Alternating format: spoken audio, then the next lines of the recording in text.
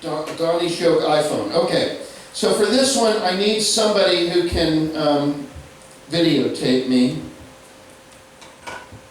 Okay, so here's what we're going to do. Who did I ask to do this? Didn't I ask you? Would you come up here for just a minute? Yes. So I got a friend who sent me a joke. Oh, this isn't the joke. I'm about to tell the joke. I recorded a different joke because you're like, I didn't write this joke. No, and so you know how to do this. So just hit the button. Hit the red button. Now listen, I want you all to help me out with this, because this is a friend of mine who lives in New York. Okay, I told him I'd read the joke, and if the joke was funny, I would claim it as my own. And if the joke wasn't funny, I would say it was his. But I would love for somebody who's an actor, a bit of an actor, and who wants to get a little roughhousey with me. Anyone? Do we have anybody like that who would come up here and jostle with me and kind of come running at me and take my direction? Hey, you, come here. You know what I'm talking about. Come on, just do this. Okay, so here's your line. You ready? Your line is, fuck this guy Donnie.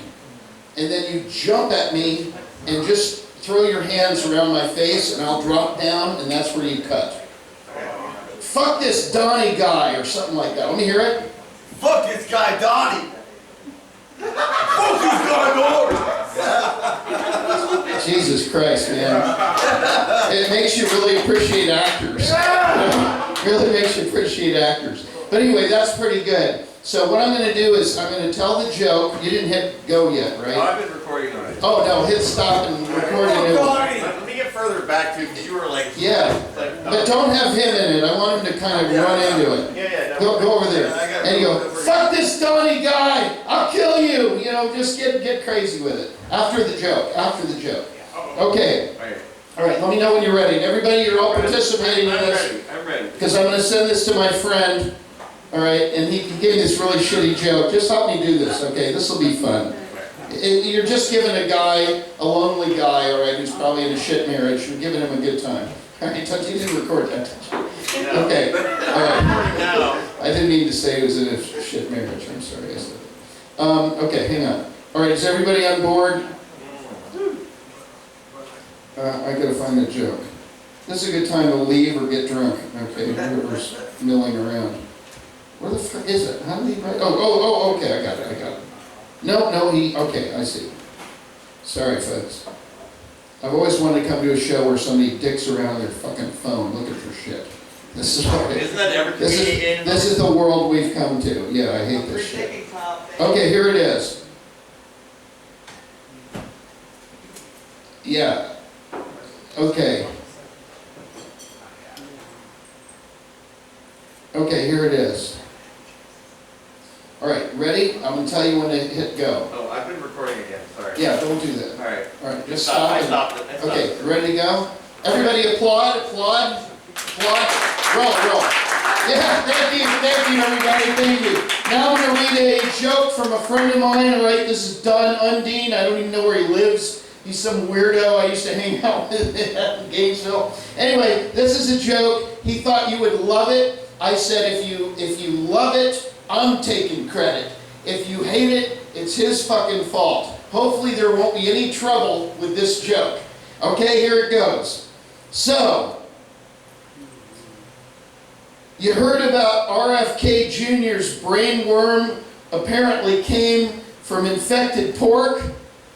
I mean, I know he doesn't believe in vaccines, but apparently the dude doesn't even use hand sanitizer. Fuck on it!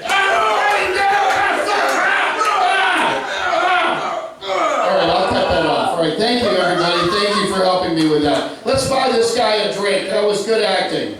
Holy shit, Marlon Brando, eat your heart out. Alright, continuing with my comedy. I told you I'm not funny. And I don't do comedy. You know, I don't do jokes. You know.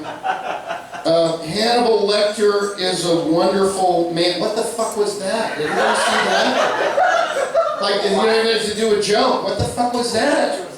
Did anybody see that? You know, our next president, he'll probably be our next president, forgive himself and go after his enemies, just recently upped his electability by saying that he admires Hannibal Lecter. Okay, all right, I'm okay with that. All right. Little Billy wants to go to the fair. I told this joke once. I've gotten in so much trouble for this joke. I told it at the hardback. There was a group of people that just came from fine dining at Amelia's. They were dressed in these beautiful suits, and they came to this punk rock show that we were throwing, and I happened to be on the stage. And I told this joke, and I want to apologize to this couple for this joke. At the time, it was so funny. I just thought, you guys. But I ruined their dinner for the enjoyment of the crowd. And I think that's the trouble with our world. And so I want to apologize, but I do have to relive the moment, and I hope you'll indulge me. Little Billy wants to go to the fair. Little Billy wants to go to the fair, and he says, little Susie wants to go to the fair. I fucked that up. I misgendered that joke. I apologize. Little Susie wants to go to the fair, and she says, Dad, I want to go to the fair. And he says, you can't go to the fair, you're too young, you're only 10. And she says, oh, Dad, come on, I know what I'm doing. Let me go to the fair, give me some money, I don't want to go on the rides and stuff. And he goes, you cannot go to the fair alone, you need accompaniment. You cannot go to the fair. She says, Dad, please, I beg you, please, for God's sakes, for the love of Christ, let me go to the fair. He says, well, if you suck my dick, I'll let you go to the fair. And so she starts sucking her dad's dick, and she says, Jesus Christ, Dad, your dick tastes like shit. And he said, I know your little brother wanted to go.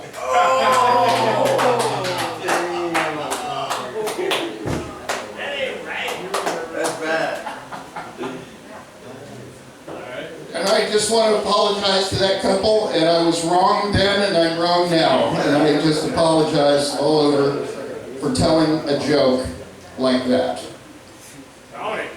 So that's why I'm not a comedian. Thank you. Thank you very much. That's why I am not a comedian. And now, ladies and gentlemen, please welcome to the stage Tapeworm and Songs About Serial Killers. Let's lighten things up.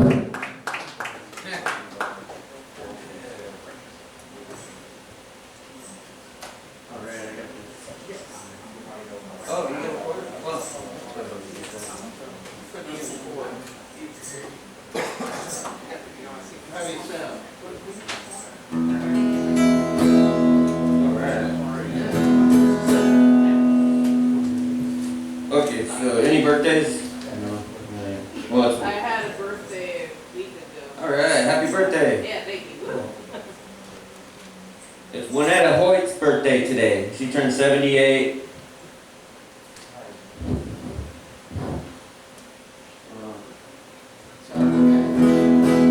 She killed 5 kids. Sudden infant death syndrome, not long after she brought them home, or was it infanticide?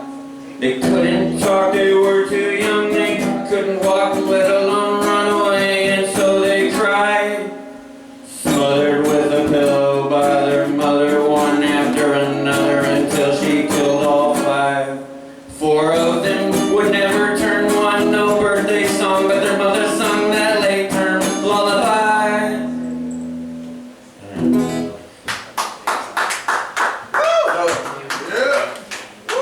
My girlfriend, she said I'm a narcissist. I don't know. Oh, yeah. I like narcotics, if that's what that means. I don't know. But her oldest daughter said something funny about Bob Ross. She had a theory that Bob Ross was a serial killer, and he was painting pictures of places where he left the bodies. I don't know where she got it, like TikTok or something. But I think actually that she was mistaking Bob Ross for Michael Ross. And today is Michael Ross's death day. He was put to death by lethal injection 19 years ago today. His birthday actually passed recently, so I played this one not too long ago. ago, but he was known as the Eggman, or the roadside strangler. Born into the family egg farm business, college graduates from Cornell University, where Michael earned his bachelor's papers. Seemed like such a nice young man while acting on his best behavior. Something like a monster festers under a number of layers. All the king's horses and all the kingsmen and investigators couldn't put the case together, couldn't neutralize the danger. Tammy Williams vanished, he killed her, but not before he raped her. Leslie Shelley and her neighbor April Bronis. Deborah Taylor Robin disappeared to be found dead by joggers 1 week later. The public seething with anger, the Eggman was a roadside strangler.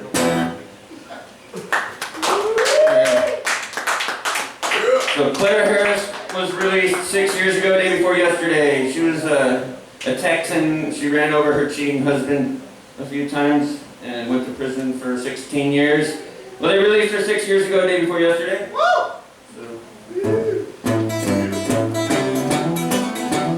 Claire Harris forgave her husband David for his affair. She promised to be more attentive, joined the gym and dyed her hair. Back to his little tricks, she kinda snapped when she became aware. David and his mistress stepped through the hotel door, and guess who was there? Hell hath no fury compared to a woman's scorn. He had no prayer. She hit the gas, she hit him square. His mistress may have heard him swear. He bounced off her Mercedes and flew 25 feet through the air. Then she ran him over, not just once, not twice, but 3 times, tearing off his ears, hearing impaired, crushed ribs, hurt like too much to bear. Beyond repair, their love and marriage goes together like war and prayer. It's safe to say, but just be aware. Don't fuck around with Clara Harris. Clara Harris. Clara Harris. Alright. And literally, the day after she was released, Dennis Nilsson died. Of pulmonary embolism. Yeah! So, 6 years ago yesterday, Dennis Nilsson, the British Dahmer, or the kindly killer. Yeah, he killed because he was lonely. Aww. Yeah. And then he was caught because his toilet got plugged, overflowed with guts. So this is part 2 of Toilet Trouble.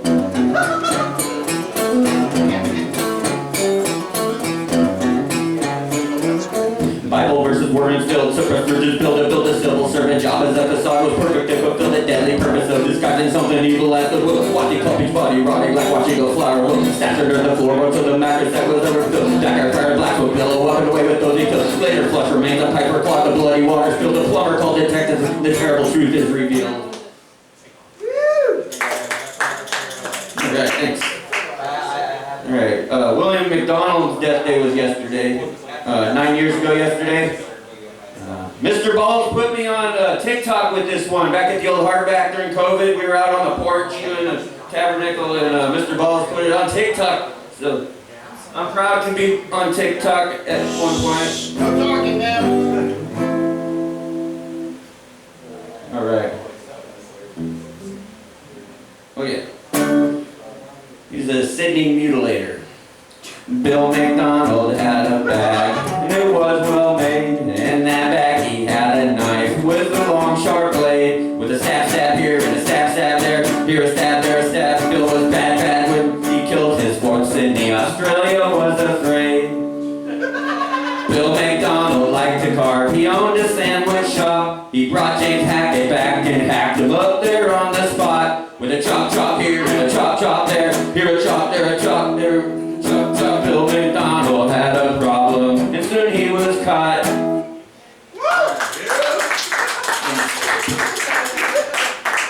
Alright, Bobby Fowler's death day is the day after tomorrow. He died of lung cancer. I've never played this one, I don't think I played this one. I don't know about it. And I have to write more to it because, let's see. Bobby Fowler was a creeper, an alcoholic tweaker, tied a woman up and beat her, then he raped her with his Peter, and then Peter Sutcliffe was a ripper, and then I have to write more about, it's going to be like a connect the dot serial killer song kind of thing. Alright. Yeah! Alright, Lydia Sherman's death day is Thursday. She died 146 years ago Thursday. Part 3 of Widow's Web. Lydia was doing down her birth for her daughter flower. She quickly got married and quickly their marriage began to turn sour. Had he known some facts about her, he would have passed them to clench out her. He falls ill and